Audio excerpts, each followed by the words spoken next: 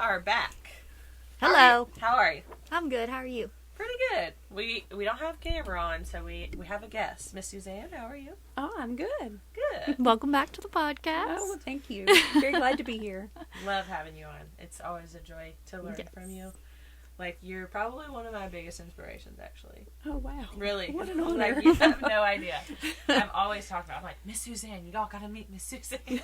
She's so Well, Miss smart. Suzanne said. Oh, wow.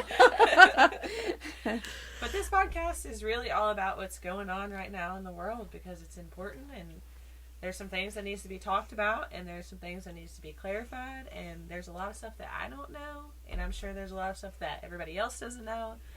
And so let's just dive right in. Yeah, and I think a lot of people may not even realize how important and how it even pertains to us. Talking about Israel, and I think it's important to come on this platform and talk about it because we've been talking about planning a trip to Israel. Yes. And so I'm sure some people are kind of wondering our thoughts and maybe where we stand on that at this moment. So that's why we brought Miss Susanne on, because she came on that one time, talked about her experience in Israel, did a little Hebrew lesson. So she's our what's the word? I don't know. Resource for all things Israel. Yeah. So here we are. So for everyone that may not know, Israel was attacked last Saturday. And so let's just get into it. Didn't you guys say it was like the 50 years from... It was the 50th anniversary from the Yom Kippur War in 1973. Do you think that was intentional? Yes. You do? I do. Does it talk about that in, like, the Bible? Like... No. Okay. I mean, 50 is an important number, but Right. but not for that, no. So One go thing, ahead. too, though, it was also during the Feast of Tabernacles, right at the end of that. The day, actually, was Simchat Torah, which is, in Hebrew, is joy in the word. And so what they do over there is they will take the big Torah scrolls and they'll take them into the streets, and they celebrate the word, you know. And it is attached to, at the very end of the Feast of Tabernacles, which is important because it's a pilgrimage feast. And so that means that there were a lot more people in Israel than normal. Right. A lot of tourists come into Israel from all over the world at that time. And so one of the places that they attacked, yes, it was Gaza, you know, which was huge, but they also did some in Jerusalem as well, where the people were. Lots of people from all over the world. Right. That's nerve-wracking to just think about. Well, and it's because they knew that. Right. And They it's did. all just schemed. Right. Schemed out intentionally. So I guess let's start with this first question. I was talking with some people this past week, and this one person just asked why does it seem like everybody hates the Jews? You know, so I heard a quote one time, and the quote I think is the best thing for that. And they were saying when God chose the Jewish people to bless them, Satan chose them at the same time to annihilate them. And the thing is the first messianic prophecy that's ever given is in Genesis 3:15, and it's where it's saying, I will put hatred between your seed and the woman's seed. And the thing is women don't have seed, you know. Right. So We have it's supernatural, right?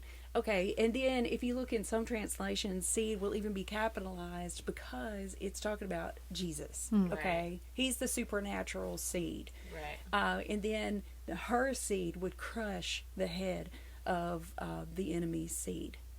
So what the enemy has always wanted to do is take out the Jewish people because the Messiah would come through them. And if he could take them out, then Messiah could not come.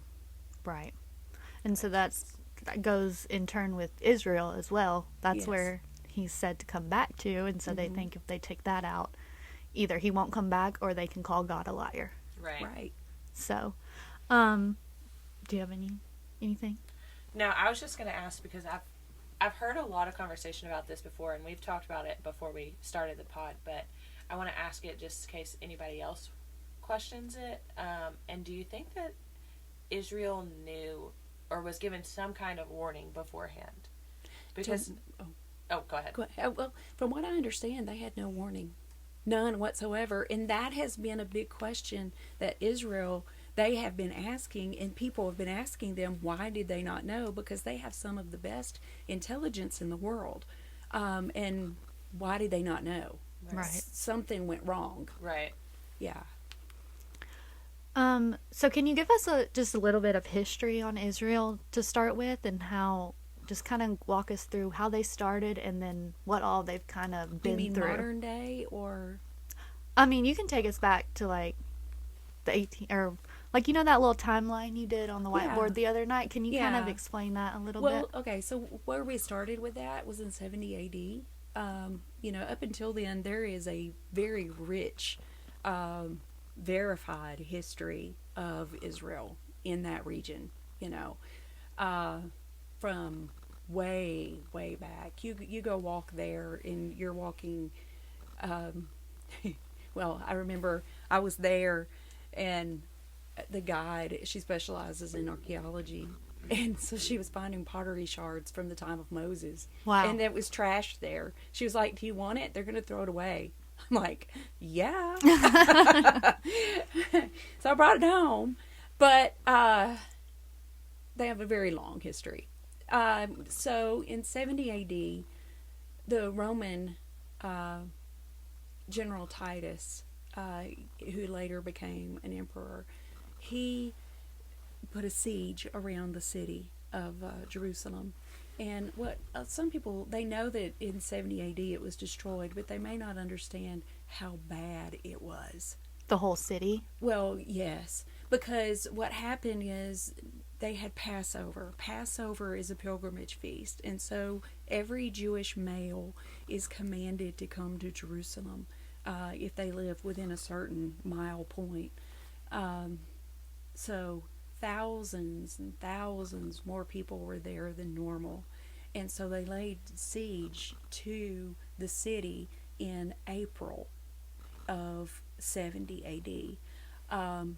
There was no food supply at all. They had water because of Hezekiah's tunnels. They did not have food until August when it was destroyed. And so you're talking months with it was horrible. There are accounts of even to the point where they ate shoe leather. It was mothers eating their babies because they were starving. It was really, really bad. I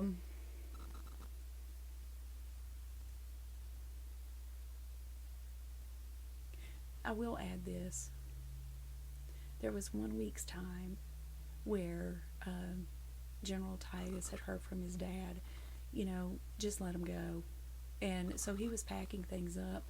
And the Christians had heard from Jesus, when you see them surrounding the city of Jerusalem, run to the mountains, in Matthew 24.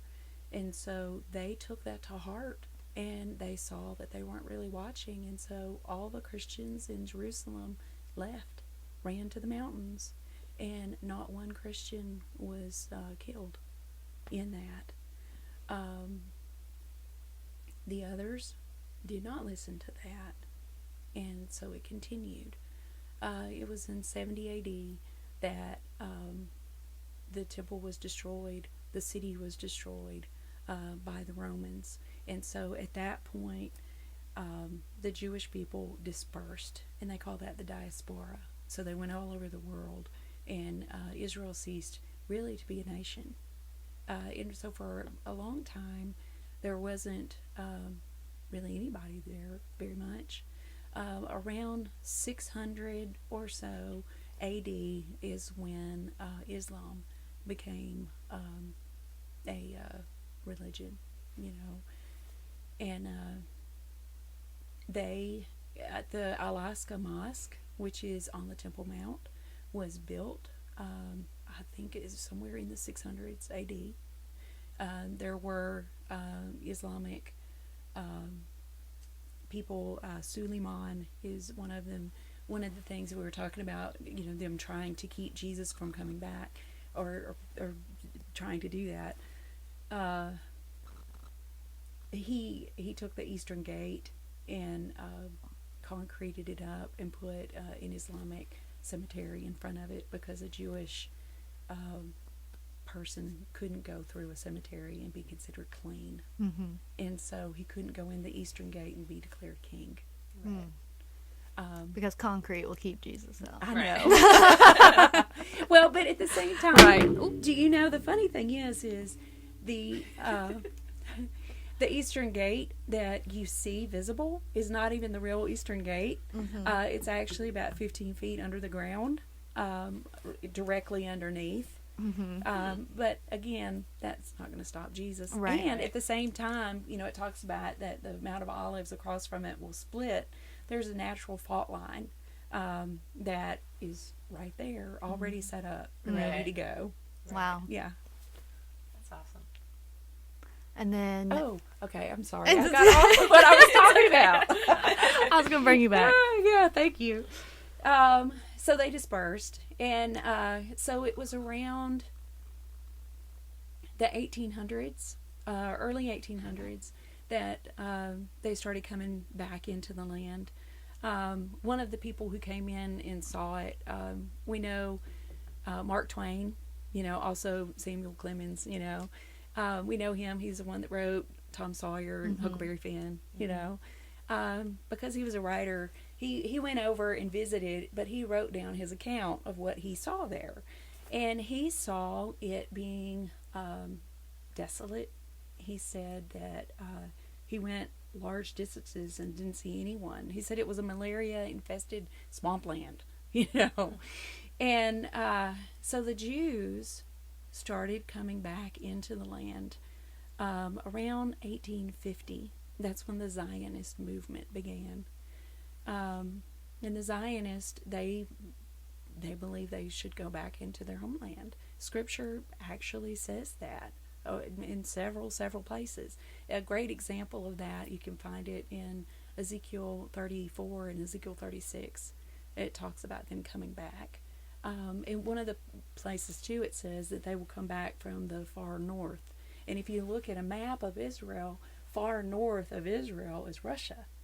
Well, and it just so happens, if you're going to Israel, the top 4 languages, even right now, is Hebrew to begin with, and then Arabic, English, and the 4th is Russian, because so many of them are coming from Russia still. Yeah. So the Zionist movement, because they were coming back into the land, then the Christians started noticing. And so in the Christian understanding, they called it dispensationalist.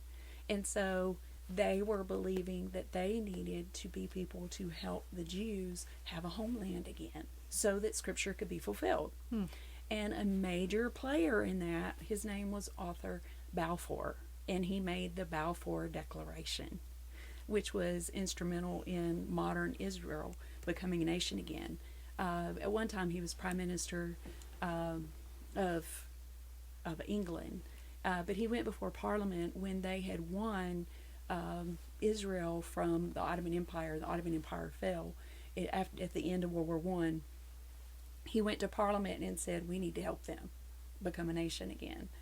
And so they agreed, and it did not happen though until 1947 was the vote. In 1948 is when it became official. But they had to do something with, okay, so they had Palestinian people. What do we do with those? And how do you put the Jewish people back into a homeland? So they came up with Jordan. They called it Transjordan, being the Palestinian homeland. That was what was given to them.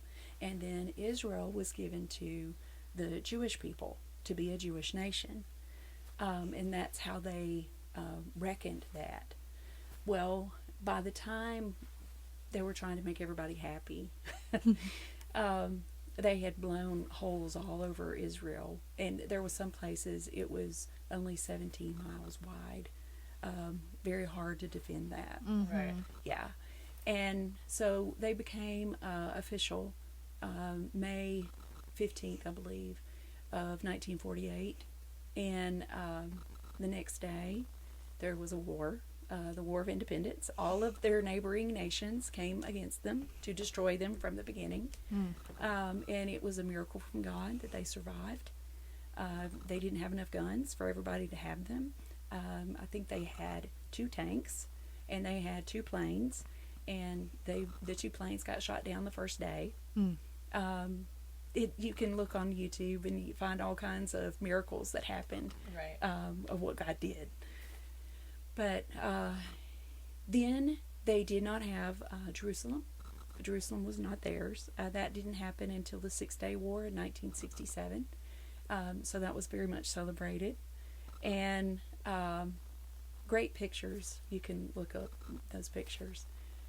And so Israel won Jerusalem, but in order to have peace, and they did this in every war, they would get way more land than what they had, but every time they would give up land for peace. And what they did is they gave up, they still control, or no, let me take that back. They still own the Temple Mount, but they don't control it. They gave that control over to the Waqf, and who controls that is the King of Jordan. Okay. Yeah, today. And then there was the 1973 war. That's the Yom Kippur War. And again, it was a surprise attack on the holiest day of the Jewish year. That was another name for Yom Kippur is the Day of Atonement.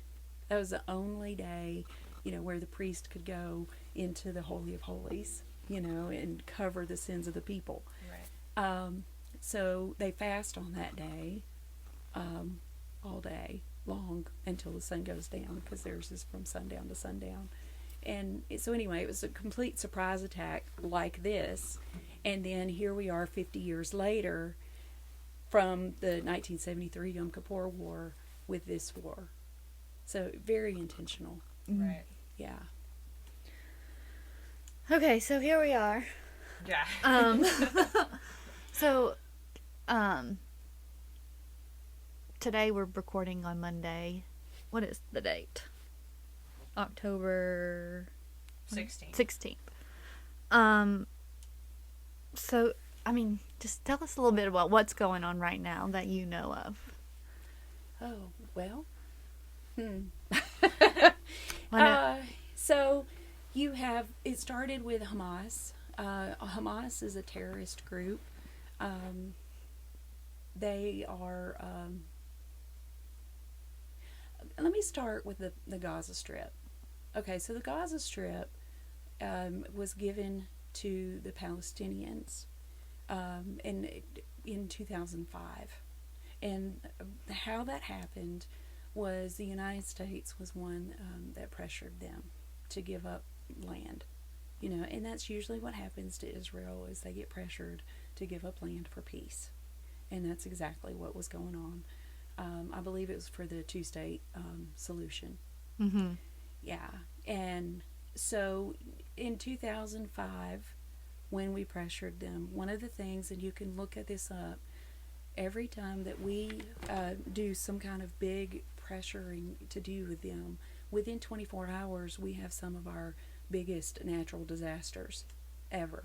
Mm-hmm. Because it's very real in Genesis 12:3, where it's talking about Abraham. It says, "Blessed are those who bless Israel, and cursed are those who curse Israel." So I looked that up because that's what I do, Right. And so blessed means blessed, like you would think, right? Both words are the same. Cursed is not that way. So cursed is, okay, everything happening wrong, right, to those who make light of Israel. who dishonor Israel, right? Mm-hmm. And so that's what was going on. And so in 2005, within 24 hours after the United States was pressuring Israel to give up land in the Gaza Strip, then Hurricane Katrina hit. Mm. And that was just an example of that. Right. But the Gaza Strip, it was in great shape when they gave it up. When the Israeli citizens, they gave up their homes and they moved somewhere else. All of the Israeli soldiers left, and so it was nothing but a Palestinian area. They gave it up. Within 2 years, in 2007, Hamas moved in, and so Hamas. And the thing is, I'm trying to remember, Hamas in Hebrew means violence. Mm-hmm. But in Arabic, it means not patriotism, but kind of like that. Mm-hmm. Right. You know, and so it has that kind of a meaning. Right. Proud, kind of. Proud, Yeah. to be what they're doing. And so they came in and they started taking control of the Gaza Strip.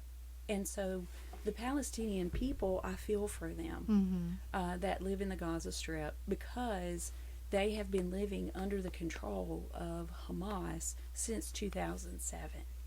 So that's quite some time. Right. Right. Yeah. And I had heard that they had like voted them in as their government. Is that true, or did they I just don't know. take over? I don't know. Okay. I don't know.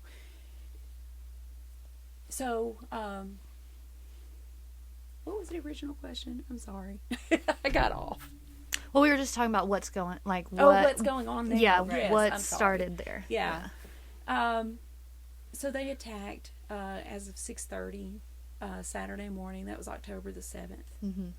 And they went. There was a music festival, and they were killing people. They came in on hang gliders. Yeah, I've seen I did not really understand what that really meant until I saw a picture. Yeah.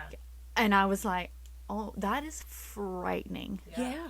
Like, to just look up and see. And not exactly know what's Yeah, going on, like but you would- people are coming in on it's like, and then I mean, when I saw that realize, picture, deep in my soul, I was shook. Like, Yeah. I was like, oh, this is like something I've never, and I think that's another part of our generation's not really like paying attention or have an idea of what's going on, because we don't remember any of that stuff like in 2005 or Right. before that, like, and right. and I think a lot of it just doesn't get talked about. Like, we're not taught about that in school Right. at all. Yeah. And so it's just like we don't have really any idea of what war is. Right. Because the last war we know of was Iraq. And like we were Well, and that kindergarten. happened in 1990. is Right. when that Right. started. right. And so we Yeah. just don't have any concept of, I don't know, it all seems kind of just like, That can't happen to us. yeah, Type like of we're thing. untouchable kind of deal. And so, I don't know, when I saw the pictures of the guys in the air, like, I don't even think I even realized what, like, a hang glider, like, was, or whatever they call it. But, yeah, that was when it kind of just started, like, shaking me, like, really deep. Like, oh, my gosh, I Yeah. can't even imagine the fear and, like, the terror and what they could have been, like, Oh, I thinking. can Yeah. imagine. And, like, another thing we were talking about is in Israel, they have all the bomb shelters because they're, like, constantly under threat. Right. Like, Yeah. they know, like, oh, this Something could can happen happen at any point. at any point in time. And so I'm sure when they saw them coming into the air, they knew something what was was up. happening. Yeah. When I seen that picture, it just made me be extra thankful to have the right to have a gun right now. Right. Oh, yeah. I was listening to this podcast where it said Israel, only 2% of their population is allowed to have guns. Right. Like, And we're in the U.S. and we're like 60 to 65%. Do you know what's amazing about that? Is in Israel, all of their citizens are militarily trained. right. You know, That's because They go they're- through- They should be. Yeah. Their girls go into the IDF. Their military when they are 18 and they stay until they're 20, and their males go from 18 to 21. All of their citizens. And so I think that's I important. don't understand actually. why they aren't able to have guns. Right. I think it has something to do with the government, but I don't know. That's a Yeah. political part. But Well, tell us a little bit about like the similarities between the United States and Israel. How we're, both democracies and Yes. both are like the only two countries founded on God. Covenant. Yeah. Well, that is something that okay, so within 24-hour span, I got to visit where both of the covenants occurred, okay, in Israel and in the United States. So that was kind of cool. Mm-hmm. In the Shechem Valley in Israel, which is actually very much in unrest. It's in the West Bank, Okay. is where that is, close to Samaria is where that is. But that is where the Israelites close to there came over, and they wrote on the stones their covenant, and they covenanted with God and said, okay, we're coming into this land, and we will be your people, and you be our God. And this is yours. We give this to you. The very same thing happened for the United States. We are the only two nations in all the world that have covenanted with God from the beginning of our nations. And where that happened, which was kind of cool, in New York, George Washington, he was sworn in on Wall Street. Okay. Yeah. Isn't that funny? Yeah. And then they walked about a block and a half to a little church called St. Paul's Church. And what we know it as now is it's directly across from where the World Trade Center fell. Mm-hmm. And so and it was untouched, right? It was untouched. So, the thing is the spirit realm is so much more alive than and doing things than what people realize. Right. And so why has the West Bank always been in dispute?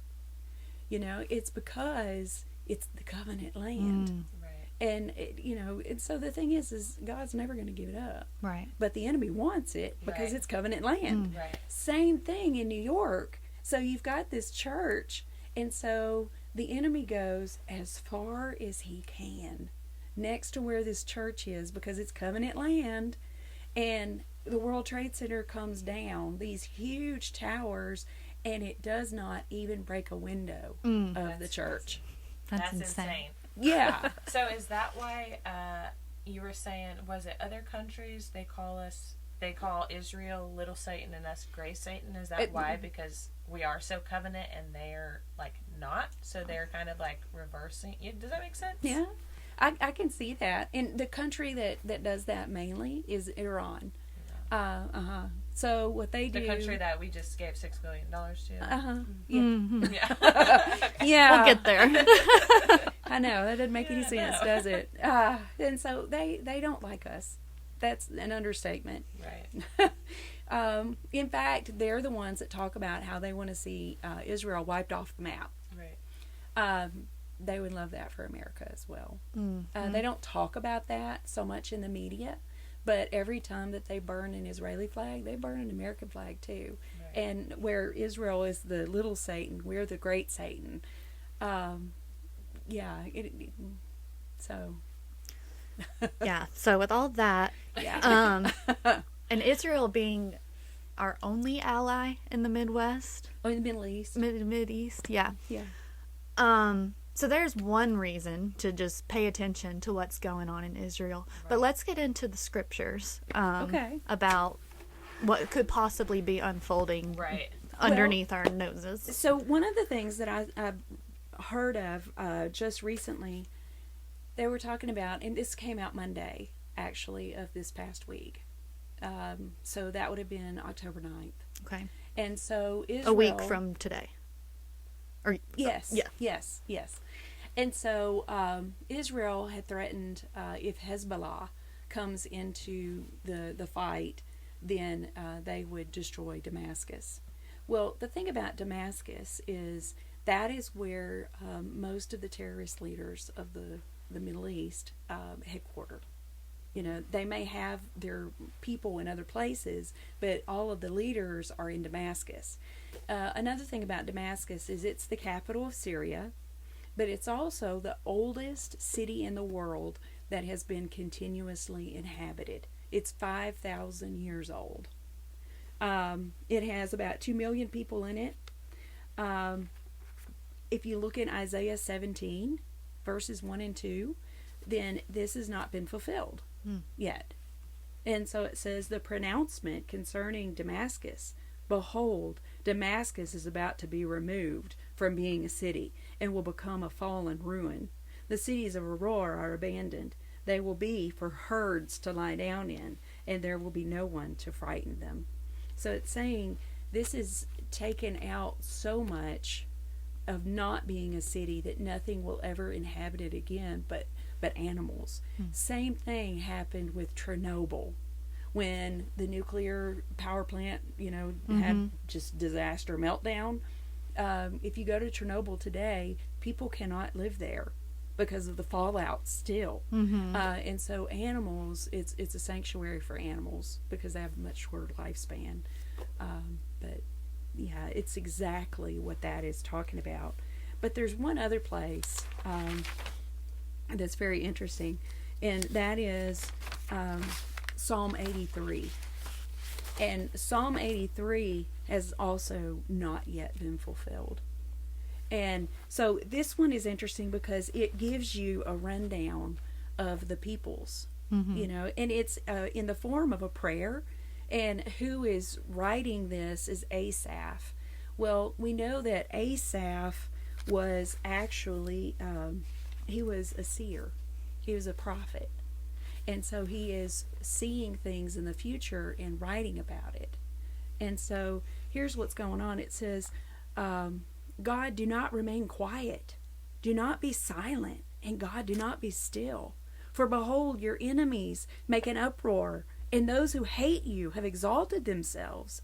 They make shrewd plans against your people and conspire together against your treasured ones. They have said, come and let's wipe them out as a nation, so that the name of Israel will no longer be remembered. Sounds like headlines, doesn't it? Yeah. And so here's where it says who is doing it. For they have conspired together with one mind. They make a covenant against you. The tents of Edom. Okay, that's southern Jordan today. And the Ishmaelites, which is the desert east and south of Israel. Moab, which is Jordan again. And the Hagrites, which are the descendants of Hagar, which is Ishmael, right? So it's the same as the Ishmaelites. Gebal, or you could also call that Byblos. It's an old Phoenician port city in modern Lebanon. So that's Lebanon. Ammon, which is the capital of Jordan. So you got Jordan all the way all around over. in there. Yeah. And Amalek, which is the Negev area of Israel. That's the desert area that's not far at all from where Gaza is. Philistia, that is Gaza. So Gaza is the old place of where the Philistines lived right now. With the inhabitants of Tyre, which is Lebanon again. Assyria, which is Syria, also has joined them. They have become a help to the children of Lot. And the children of Lot are Moab and Ammon, which is again Jordan. Deal with them as with Midian. And so when he's saying who is doing it, then he starts saying, okay, God, if you need some ideas of how to deal with them, do it like this. So, it doesn't necessarily mean that this is how God's going to do it, but here's his suggestions. Right. Okay? This would be a good way to take Yeah, you could do it like this. So, deal with them as with Midian, as with Sisera and Jabin at the river of Kishon, who were destroyed at Endor, who became like dung for the ground.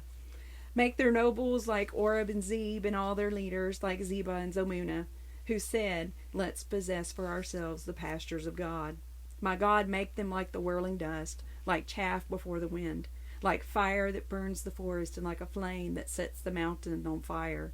So pursue them with your heavy gale, and terrify them with your storm. Fill their faces with dishonor, so that they will seek the name Lord. May they be ashamed and dismayed forever, and may they be humiliated and perish, so that they will know that you alone, whose name is the Lord, is the Most High over all the earth. So that is Psalm 83. That has not yet happened. But this is basically where you're seeing the neighboring countries coming together against Israel. North, south, and Yep. west? Well, Is it west of them? is Jordan, Mhm. yeah, and so north is Syria and Lebanon, and then to the east, you could say Gaza. Okay, here's a whole other something. Okay, so in Scripture is so fascinating. I love how God takes all the details, and the details matter because they're the things that verify. Right. There is nothing vague about it. So if you look at Joel chapter 3,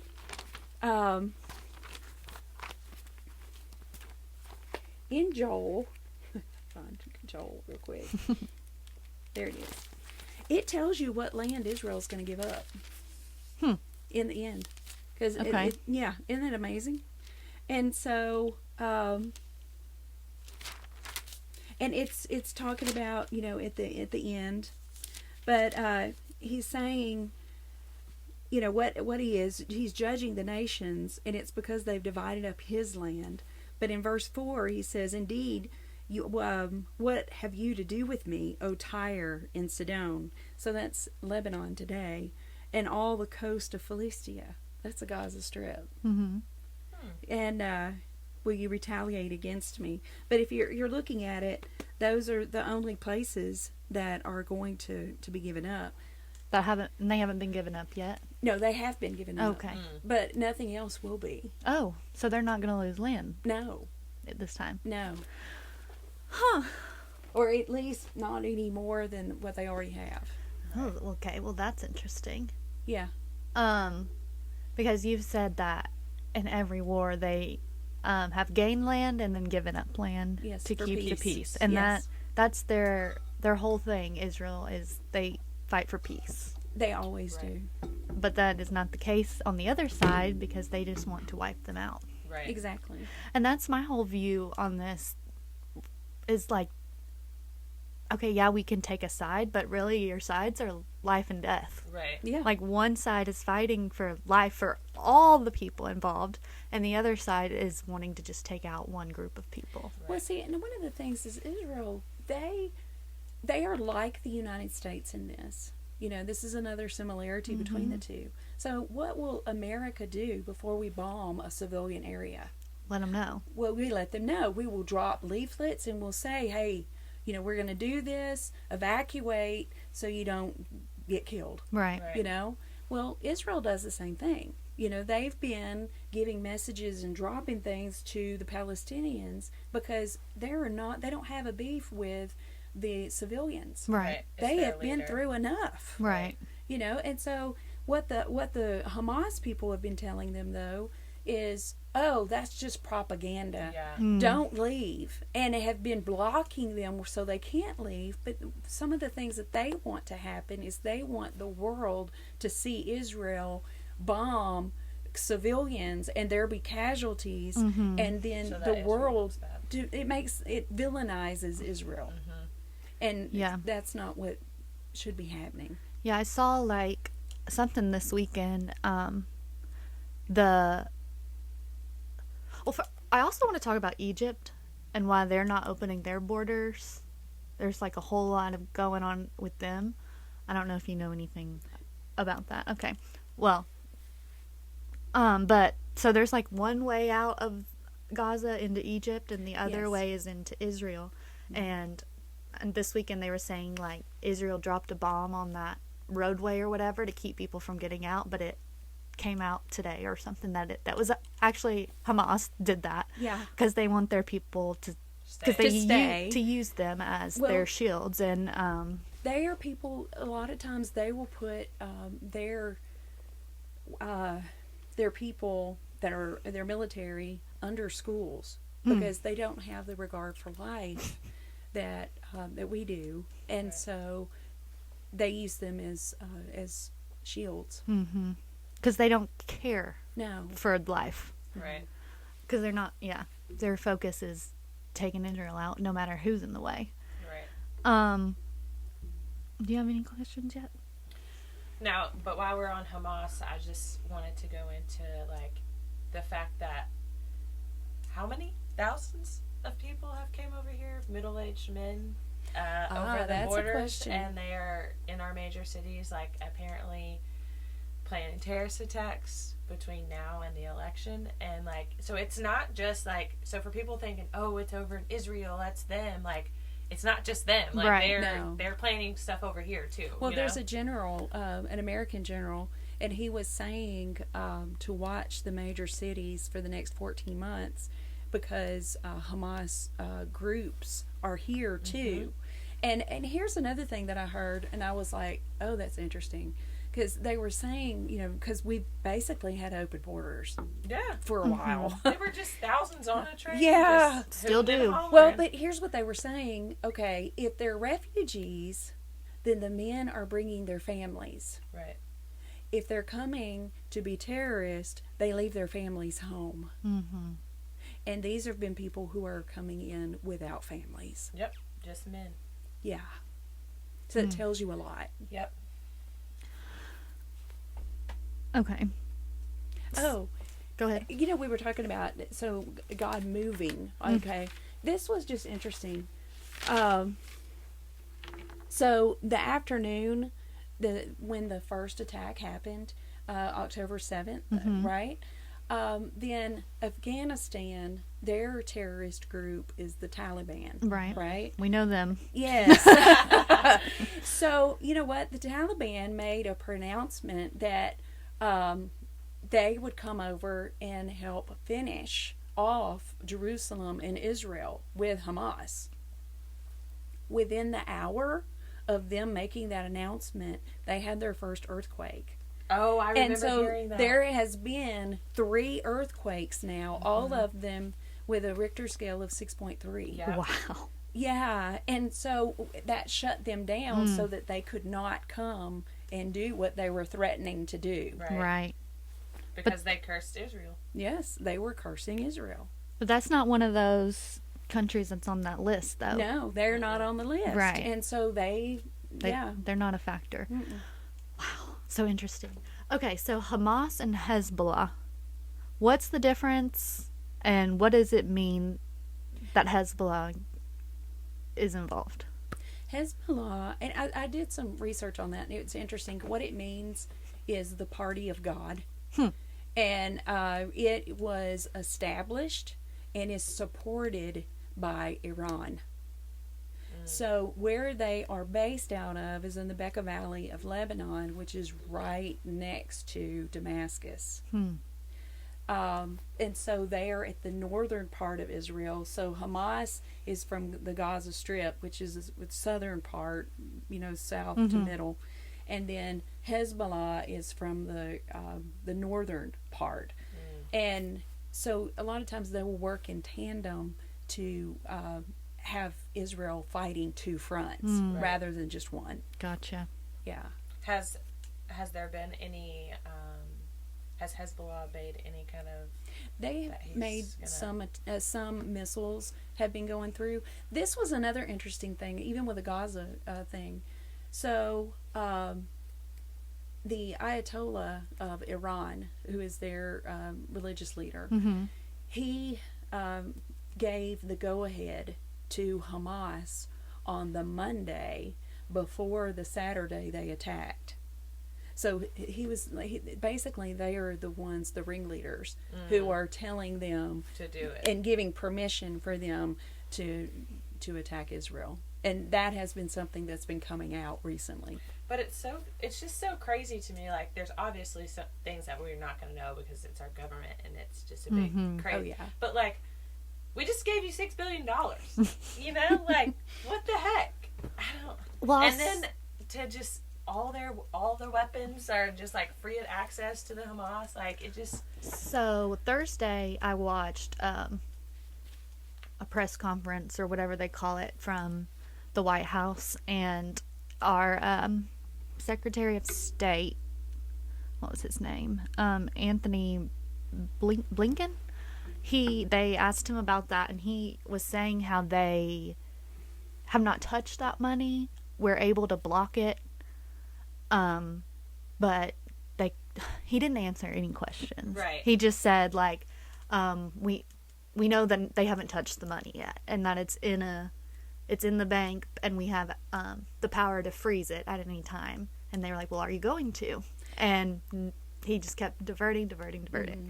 So, do you know some things though that I've heard? That's been being said is that some of the weapons that were used against Israel came from Afghanistan and were ours. Yeah. That we had left there. Yeah.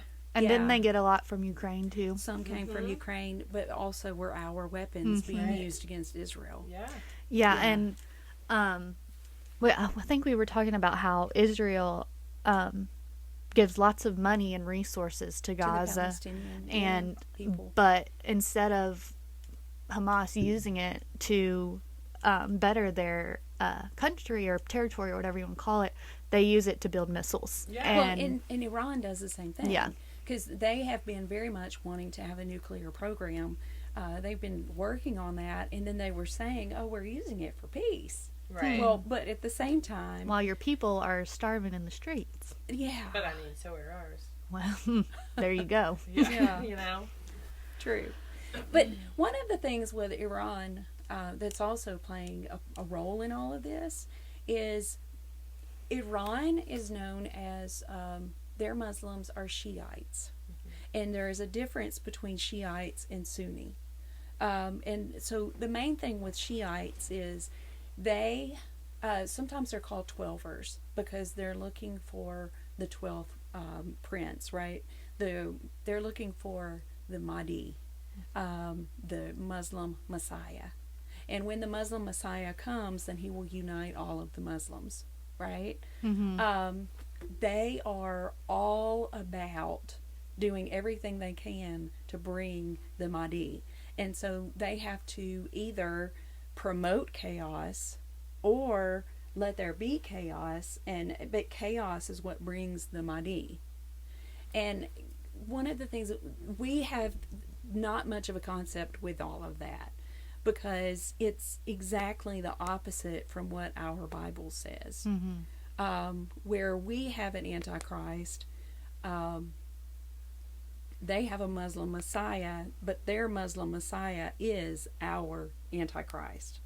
Right. And then their version of Jesus is Isa, which is the helper to their Messiah, which we would call the false prophet. Right. And then their version of Jesus, our Jewish Messiah, who we're waiting for, is their Antichrist. So it's the complete opposite, but at the same time, they're all about bringing him. Right. So that's another factor of what's going on. So at the end of the day, it's just unfolding. Yeah. Like they're trying to bring him and we're trying to tell him to come on. Yeah. Come on, Lord. But there's one truth. Right. Yes. Okay. Let me look at my notes. So this is just a question personal for you. We don't know who to trust in the media. Yeah. We don't know really what's true and what's not. So what resources do you use and trust the most? Some that I have been looking at is CBN News, which is Christian Broadcasting Network. I also have been looking at Joel Rosenberg. He is a Messianic Jewish believer. And Messianic Jewish means they believe that Jesus is Messiah. He was born in America. Now is his dual citizenship between Israel and America. Lives over there now. Very learned in the Middle East and all of the prophecies and everything that's going on. Nice. Okay. How are we doing on time? We're good for right now. Okay. Let me see what else I got in here. Well, let's just go ahead and take a break and we'll hop back on it. Yeah, we're back. Okay. Do you want to go into that or? The Feast of No. Weeks. Okay. No. Okay. All right. So we were talking about, prophecies that haven't been fulfilled and could be unfolding Yes. right now. Yes. So tell us about how those two prophecies could be leading into end time things, Oh, very. and then how what do the Jewish people think about it? Like, do they realize what's going on? Okay, they know Isaiah 17, and they know Psalm 83, and according to to Isaiah 17, Israel wins. Right. They win, and they know it. And so for them to threaten to destroy Damascus, well, it's prophesied that they will have victory. And so they and have in threatened Psalm that. 83, yes. Well, And that's they don't what just I've threaten heard. something just to. Oh no, just to- they don't give empty threats. Right. But now, I mean, They can't survive and do that. Right. Yeah. and now it's kind of obvious that what is it? Oh, Hezbollah.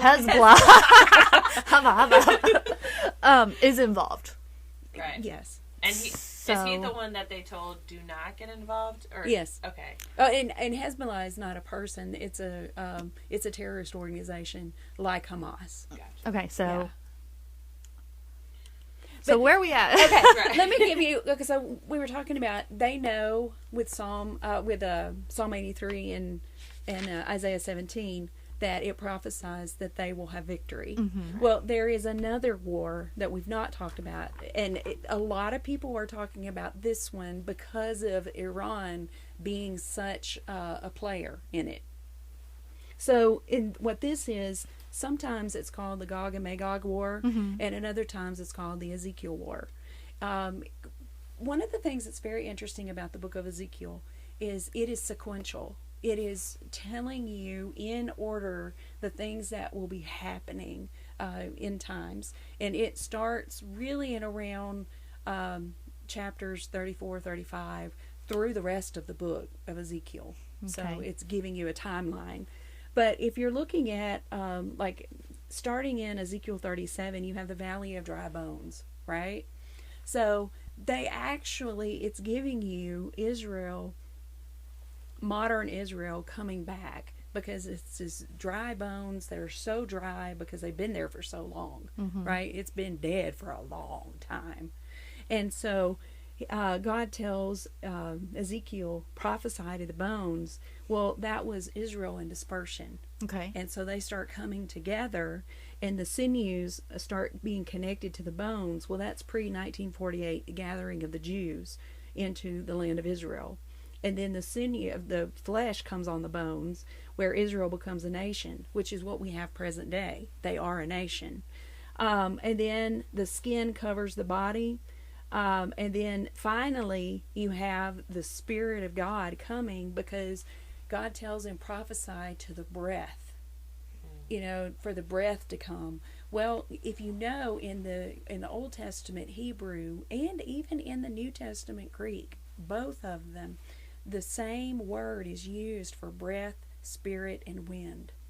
And so if you prophesy to the breath, you're prophesying to the spirit. So spirit come into them, and fill them. And so that's what God has been waiting to do in the Jewish people, Right. in Israel. And so the means to do that is through the Gog and Magog War, or the Ezekiel War. And so here's what this is. It says, now the word of the Lord came to me, saying, Son of man, set your face against Gog of the land of Magog, the prince of Rosh, Meshech, and Tubal, and prophesy against him. Okay, so Gog is a principality. It's a spirit, a demonic spirit that is over a region. And the reason why you know that is because his history is way too long for a human to ever live. Because you've got him here in Ezekiel 38, with it's written about 1,700 years. Well, actually, no, I'm sorry. That would be 3,700 years ago is when this was written. Okay, very long time ago. Right. And then Gog, he is around until after the millennium for the final rebellion.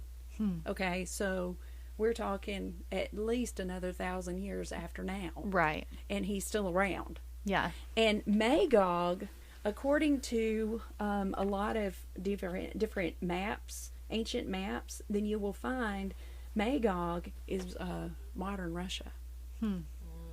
Yes. And so we're talking about a spirit that is over the land of Magog. And then it says the prince of Rosh. Well, if you go back in history,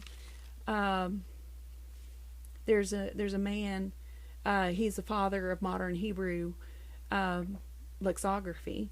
And he was saying that according to the Byzantine writers of the 10th century, Rosh is Russia.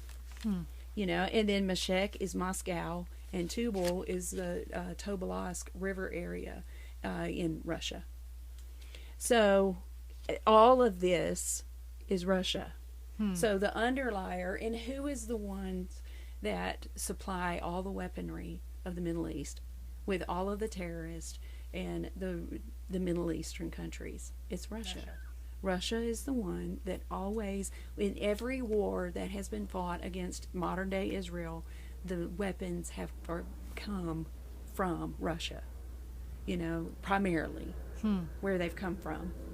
Then it tells you the nations that are going to come with them. So it's a rundown, you know, again. And so in Ezekiel 38, 5 through 10, it says Persia. Well, Persia is very easy because they just changed their name in 1935 from Persia to Iran. Okay.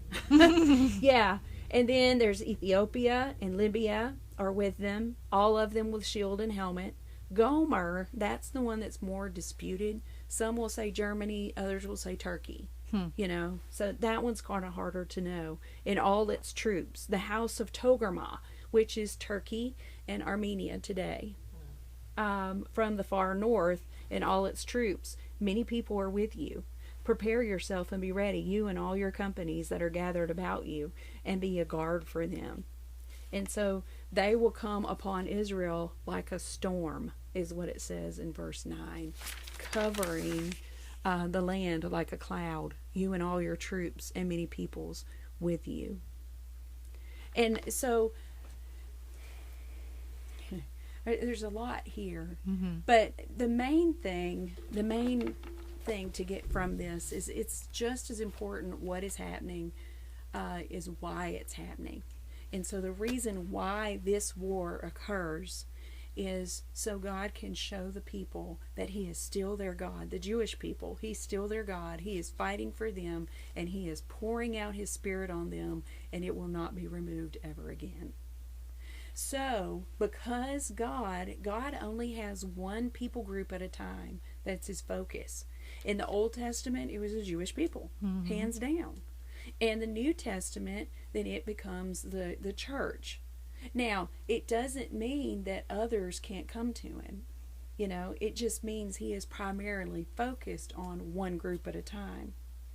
And so with the church, we know from Daniel 9:24 through 27, Daniel 77s, that God's not finished with the Jewish people. And actually, there are lots of other scriptures that say that too.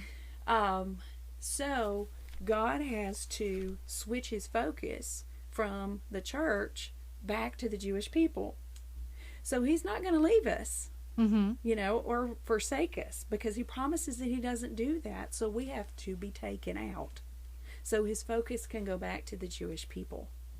And so this war is almost, it's where he is saying that, because he's talking about like in Ezekiel 39, he fights for Israel, and he is fighting for them in such a way he wants to be recognized. And so he's using all of these ways from the past that he's used before so that they recognize it.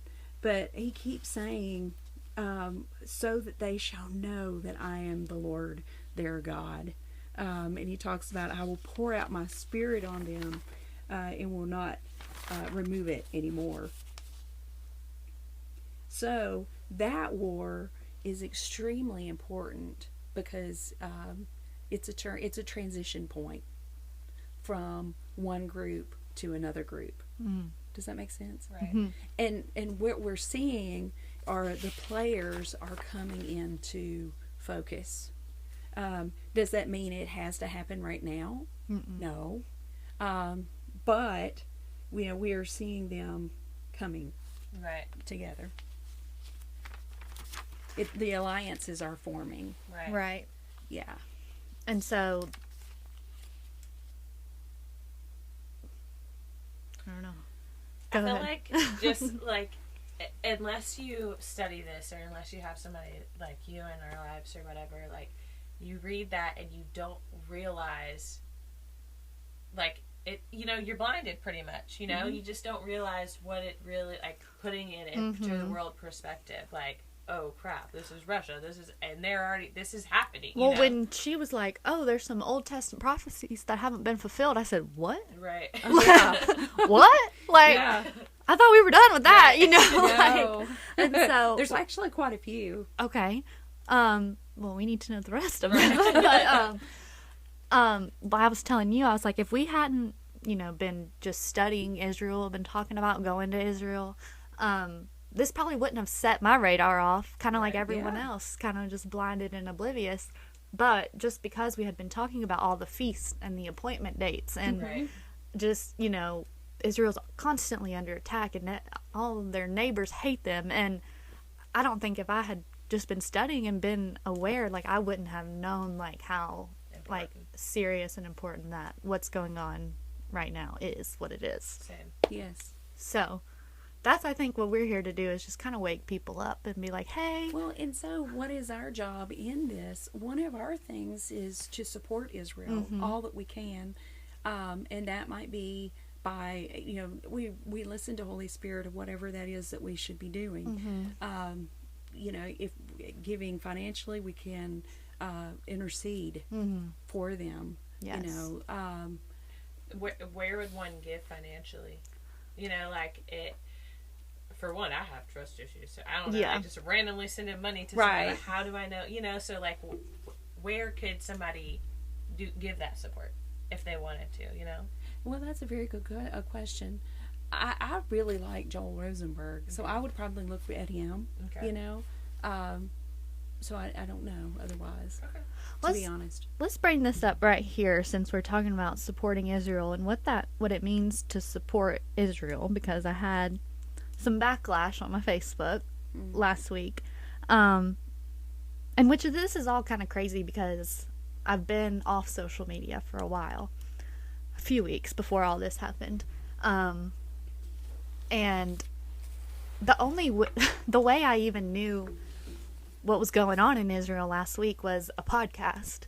I had been on vacation with my family, not watching TV, not on social media, nothing, and it was Monday afternoon before I even knew anything was going on, because this one podcast that I listened to is a couple of Jewish sisters, and it's not a religious thing, they just talk about like pop culture and fun things, and that Monday was Columbus Day, and they had already said they wouldn't have an episode that day because it's a holiday, whatever. But then I'm like finishing up on work that afternoon, and I see them put out a little short episode, and I was like, oh, well, this is weird. They weren't gonna put out an episode, now they are. And it was just titled October 7th, blah blah blah. And I listened, and it was like as soon as they said it, I was like, oh, like I gotta dive into this, I gotta figure out what's going on. And it was like immediately like I stand with Israel, because I had just been studying, been aware of what Israel means to Christians. And so I had made a couple posts on my Facebook. One, I had shared our podcast episode from our Bible study, which was on Wednesday, a couple days after I had found out. And then another one was just a post that a lady from our church made just about why Israel is important to Christians and why we need to just be aware and stay alert. And so the comment on that one was, do you know Israel is currently bombing Palestine? Yes. Everybody knows that. But like, what are they supposed to do? Just, and they called it Palestine, but it's Gaza. Right. Which is where I feel like the propaganda comes in. Is it to make Israel look bad. interchangeable? At the same time, though, okay, you will have some that call all of Israel Palestine. You know, and I think that started with the Roman Empire. They were calling different regions that, and so it kind of just took that on. Mm-hmm. But that's why some will call it Palestine, and then others call it Israel. Okay, so they comment, did you know Israel is currently bombing Palestine? Yes, I did, in retaliation of what happened to them. Exactly. Right, And but then- now Israel's the bad one. Yeah. And then they've already murdered 1,500 people. Are you going to post for them or only the other side? And it's like, to me, it's either Israel or Hamas. Right. Yeah. And this wouldn't have happened if everybody left Israel alone. Right. You know? Well, in the Palestinian civilians are not who attacked. Right. So there is no Right. So what I'm anything saying against is, the to Palestinian stand with civilians. Israel does not mean you're You're against against the Palestine. Palestinians. No, not a That's bit. not. I didn't say. First of all, I didn't say anything about, only Israel should live or whatever.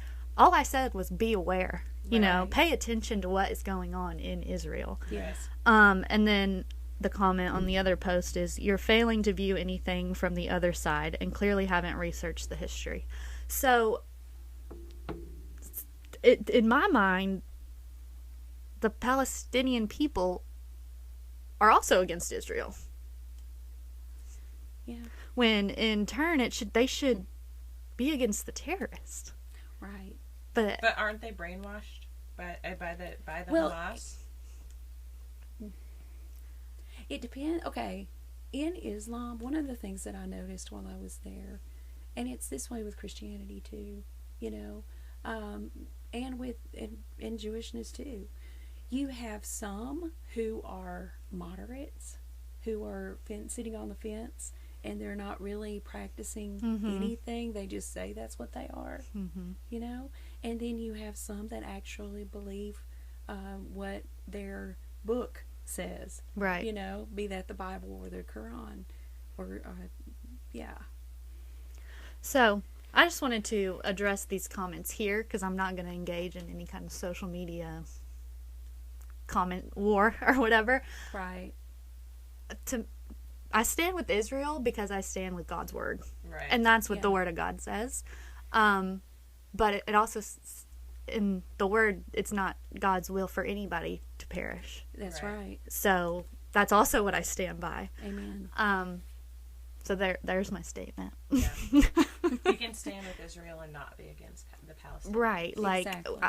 like You're I against said, the group that is doing the attacking, that is trying to wipe out yeah. anybody, because they obviously don't care about the Palestinians. They don't either. Exactly. No. And that's like what I said at the top of this whole thing was, this is a life or death. You either Right. stand for life or you stand for death. And if you stand on the death side, like, that includes everybody. Right.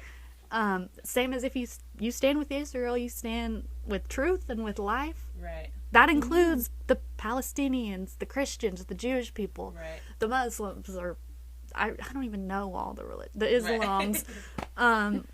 Everybody, like, and that's Israel too. They just want But peace if in their propaganda- land. Right. Right. But if they use propaganda like they are, then the Palestinians only see the bad side of what Israel's doing to them, and who knows what they're actually telling them. Right. You know what I'm Oh, saying? yeah. So I'm it's like, did it's y'all like not they're- get the and news they're- of the first thing that happened? Right. No. Did they just block that from your wavelength? But who knows? They could have told them that Israel did something first, which was causing them to come up. You know what I'm saying? Like, Yeah. there's so much fake that's being pushed into It's our true. eyes through the media. Like, it's really hard. It really is. It is true. And I'm praying for the Palestinian people, Yeah. Oh, very. because they're Yes. honestly they're kind of They're Up used as Schitt's a Creek, shield. like- Yeah. Yeah. They're victims. yeah. And it's really sad that they're kind of standing behind Hamas. Right. Yeah. Because they don't really know the truth. Right. There's a scripture, and it's like what we were talking about. It says, this is Psalm 122, verses 6 and 7. It says, "Pray for the peace of Jerusalem. May they prosper who love you. Peace be within your walls, prosperity within your palaces." Amen. Amen. Okay. You got anything? So, if this isn't a fulfillment of prophecy, If it's not, it's a lead in to it. Okay. Yeah. I was gonna say, if this is not We're it, getting what are we more and learning? more ready. Okay. Yeah. We're if anything, it's a hey, pay attention to what's Yes, going on right. over Wake up here. call. Wake up call. Yeah. Yep. That's what it is. But if you don't open the Bible and if you don't like learn, like you said, I still, what you read, I would have read that and still kind of been clueless to not realize like that's Russia, that's this, Right. that's that, and that's literally like if you just turn on the TV, you see all of it right Well, there. and You know, see, some people will try to say that end time prophecy is allegorical, and all that, and symbolism and all that. No, that's not at all. Our God is so specific, right? and He knows the ending from the beginning, Right. and so what He's doing is He's giving the geographic locations. Right. He may give the ancient names of it, but Right. it's the same geographic location. Right. It just has modern names now. Right. I do think this was interesting in that press conference the other day. The Secretary of State said, if you compare this to 9/11 in regard to Israel's population, it would be like 9 or 10 9/11s. Oh wow. Yeah. Oh wow. Well, and another thing that I saw just the other day, like that, they were saying this has October 7th for the Jewish people.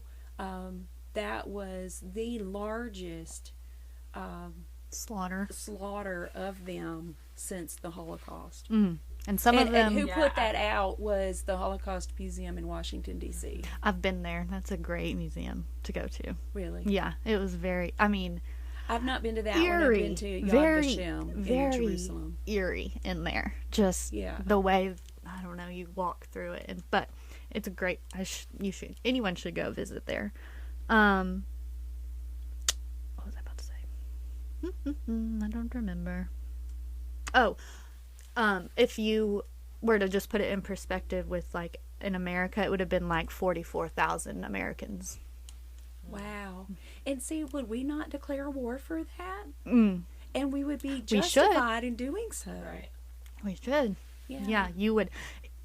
If And you don't, no one can stand against Israel declaring war because of what was done to them. Right. And the thing that was surprising to me about it was the brutality that was used. yes. It was extremely Oh my horrible. gosh. Yeah, like Yeah. you can't even fathom. No. Yeah.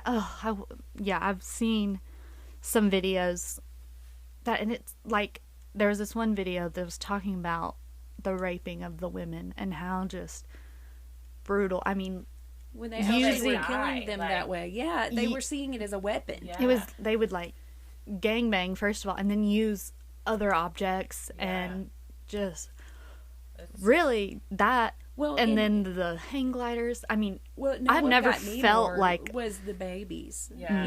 That they were decapitating and burning alive. yeah, Babies even. Yeah. And, it's I don't know. It's yeah. evil. Just Evil. evil. Yeah. Yeah, I've seen some things in all this that have literally just hit me like deep in my core, like felt my heart literally drop, like, and I'm just reading things, not even really seeing it. Right. Yeah. It's just absolutely terrible. It is. Well, anything else? Other than we'll see what happens? Yeah. Yeah, and that's just it. We don't know what's going to happen. In regard, and like with our trip in June, I know. we're like, well, Yeah. at this moment we can't get any flights at all. No. Right. Which we were coming up on having to get those. So, Yeah. and I think what Jim was like, we may be seeing it from heavenly places. You never Right. know. Right. Like we may be out of here before it's all Right. said and done. And that's another thing. Part of me is just completely just gut wrenched with just the terrible things that are going on. But I'm also like, come on, Jesus. Like, what are you going to do? Yeah. Like, I just can't wait to see the victory out of it. Yeah. Right. Well, and it's kind of a guilty feeling, like something good is going to come out of this, right? Well, but every Israeli war is so interesting because God shows up and does miracle after miracle after miracle. And one of the things that the Israeli people are looking at right now that they may not normally is they're looking and seeing the miracles that he's doing. Like there were a group of people who were going and just giving out aid to people who their houses has been destroyed and different things. And this big, huge, bright rainbow is in the sky. Right. You know, just letting them know, I'm still in covenant with you. Mm-hmm. You know, It's beautiful. Yeah. Oh.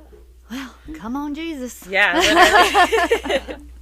Well, that's all I got. That's all you got? That's all we got. That's all you got? Well, thank you for being on. Yes. Well, thank you for having me. Teach me so much. Like, and just like, literally, I just feel so much peace when I'm around you. So thank you for being here. Yeah. If anyone has any questions, send them in. We'll Email them, message us, do something. Yeah. Ask them though. That's the main thing. Like, don't just not ask because. And I think a lot of people though are kind of don't want their name on any kind of list, you know? Like, and I feel that too, but we also, I mean, we can't live in fear. No.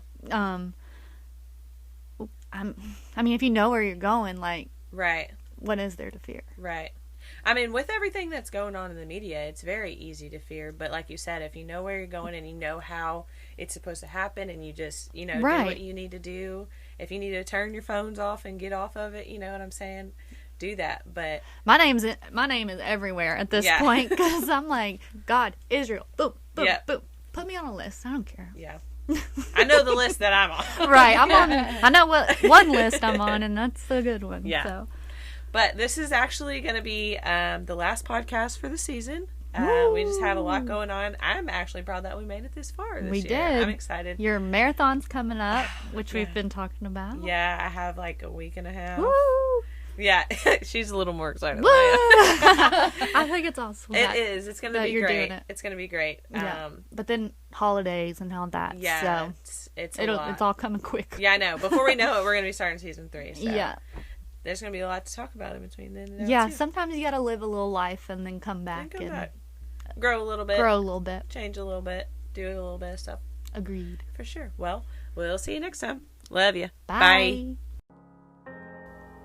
Thank you for listening to Be the Light podcast. You can catch us every Thursday on Spotify, Apple Podcast, YouTube, and don't forget to follow us on Facebook and Instagram. And as always, you can always email in at bethelightpod@gmail.com. We love ya.